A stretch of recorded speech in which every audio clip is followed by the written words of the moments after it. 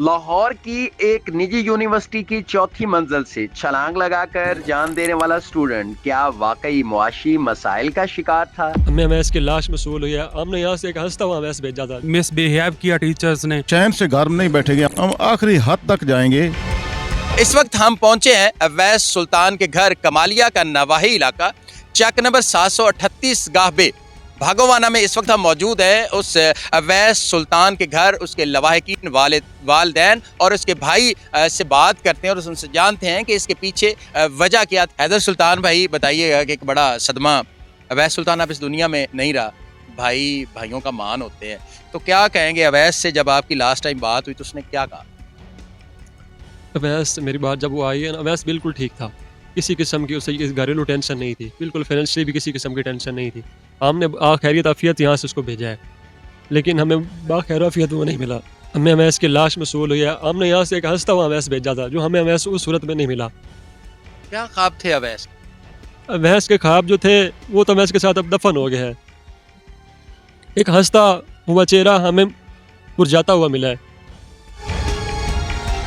Social media पर ये बात गर्दिश कर रही है कि अवैस के वालिद की वफात हो गई थी, जिसका उसको सदमा था, लेकिन ये बात दुरुस्त नहीं। हम अवैस के वालिद से मुलाकात करवाते हैं।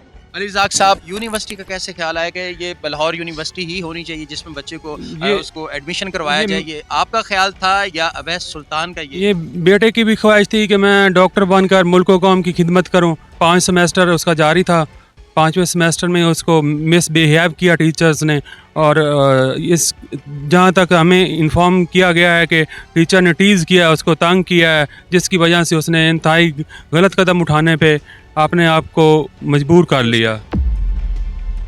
बच्चे को और कोई परेशानी, कोई घर से परेशानी, घर से कोई परेशानी, बहनों के साथ कोई इख्तलाफात, कोई इख्तलाफात, वो ऐसा बच्चा ही नहीं था। हमने कभी इख्तलाफात वाली बात ही नहीं की। बहन भाइयों में कभी कोई इख्तलाफात वाली बात हुई ही नहीं। अभी स्टडी है बच्चों की चल रही। क्या बच्चे की जहनी कैफियत थी? परेशान था? परेशान, घर में कोई परेशानी नहीं थी, उसने कोई नहीं परेशानी, किसी किस्म की घरेलू कोई परेशानी उसको नहीं थी, लाक नहीं थी।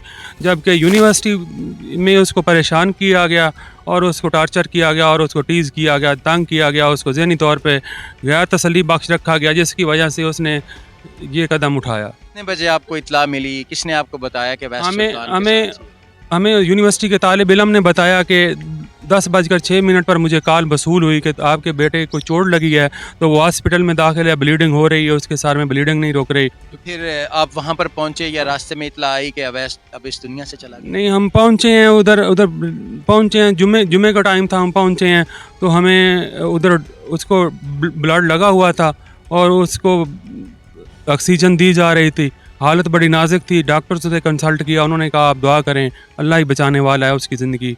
अब इंतहाई क्रिटिकल सिचुएशन है उसकी। अवैस सुल्तान इस दुनिया से चला गया, माँ बाप के लिए बात करना भी मुश्किल है, तो क्या कहेंगे इस तमाम से? ये जो मेरा बच्चा पढ़ रहा है, यूनिवर्सिटी से पढ़ के आया, ये लाहौर यूनिवर्सिटी वाले फीस पे करते थे साहिवाल में।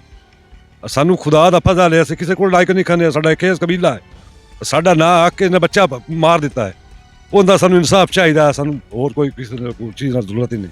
ये मेरे चाचे का बेटा है, ये इसके साथ बहुत ही जुल्म हुआ है। हम सारी रात सो नहीं सकते, हम इतने परेशान हैं, हम आखिरी हद तक जाएंगे, हम चैन से घर में नहीं बैठेंगे। हमारी सीएम पंजाब से रिक्वेस्ट है कि हमें इंसाफ फराम किया जाए। किसी गांव के किसी आदमी से पूछ लें, आपको पता चल जाएगा कितना शरीफ और लायक और अच्छा बच्चा था।